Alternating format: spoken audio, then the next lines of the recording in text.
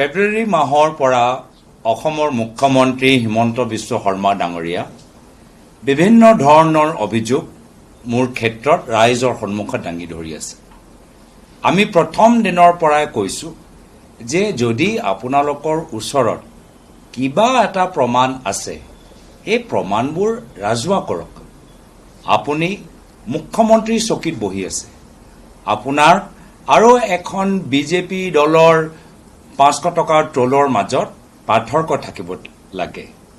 কিন্তু যেতিয়াই আমি প্ৰমাণ বিচাৰো মুখ্যমন্ত্ৰী মহোদয়ে কয় যে ছেপ্টেম্বৰলৈকে ৰ'ব লাগিব।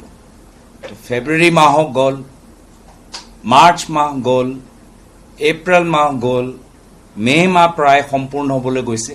এতিয়াও কিন্তু প্ৰমাণ তেওঁ এটাও দিব পৰা নাই। আৰু যোৱাকালি মই দেখিলোঁ কি যেতিয়া সাংবাদিকসকলে মুখ্যমন্ত্ৰীক সুধিলে যে আপুনি প্ৰমাণ যিমানবোৰ প্ৰমাণ এতিয়ালৈকে যোগাৰ কৰিছে সেইখিনি আপোনালোকে মে' মাহৰ 10 দিনৰ ভিতৰত কিয় দিব নোৱাৰে, তেতিয়া মুখ্যমন্ত্ৰী উত্তেজিত হৈ গ'ল। তেওঁ আকৌ সাংবাদিকসকলকে ধৰিলে যে তোমালোকে প্ৰশ্ন সুধিলে পাকিস্তানী হৈ যাব।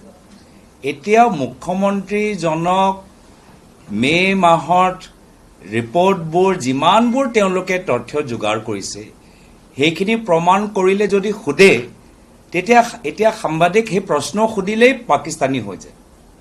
আৰু মুখ্যমন্ত্ৰী মহোদয়ে কৈছে যে মে' মাহত মই কেনেকৈ পাৰিম, ছেপ্টেম্বৰলৈকে মই বিচাৰিছোঁ। তো যিয়ে আছে ছেপ্টেম্বৰলৈকে আপোনালোকে ফাইনেল ৰিপৰ্টটো দি দিব। কিন্তু এইবোৰ যে অভিযোগ যে বাৰম্বাৰ আপোনালোকে দাঙি আছে, উত্থাপন কৰি আছে, কিছুতো প্ৰমাণ দিয়ক যে মুখ্যমন্ত্ৰী মহোদয় ড্ৰামা নাটক অলপ শেষ কৰক, বাস্তৱ বিষয়ৰ ওপৰত কাম কৰক। আজি পঞ্চায়ত নিৰ্বাচনত পঞ্চায়তৰ গাঁৱৰ আৰ্থিক অৱস্থালৈ কোনো কথাইহে নহ'ল। ৰাইজৰ মাজত বিভ্ৰান্তি সৃষ্টি নকৰিব, বাস্তৱ কামখিনি কৰক। ৰাইজৰ মাজত যথেষ্ট ক্ষোভ আছে। এতিয়া পাকিস্তান গ'লে পাকিস্তানী সমৰ্থক হৈ যায়, তো তেওঁ বাংলাদেশ গৈছে, তেওঁ বাংলাদেশী সমৰ্থক হৈ গ'ল নেকি? তেওঁ বিভিন্ন সময়ত বাংলাদেশ গৈছে, তো তেওঁ বাংলাদেশী সমৰ্থক হৈ গ'ল নেকি? কথাবোৰ যে কয় আৰু এটা কথা দেখা পোৱা গৈছে যে আপোনাৰ সন্তানৰ নাগৰিকত্বক লৈ তেওঁ এটা প্ৰশ্ন উত্থাপন কৰি থাকে বা কৈ আছে, এই বিষয়ত আপুনি কিবা স্পষ্টীকৰণ দিব? মোৰতো সন্তান লৈ মই যথেষ্ট শান্তিত আছোঁ, অলপ সময় দিব পাৰিছোঁ।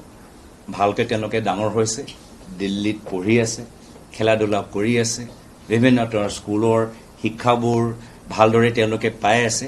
মই যথেষ্ট শান্তিত আছোঁ।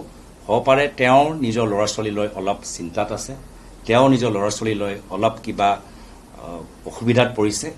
তেওঁ ল'ৰা ছোৱালী ভালদৰে থাকক, মোৰ আশীৰ্বাদ তেওঁৰ ল'ৰা ছোৱালীৰ প্ৰতি থাকে।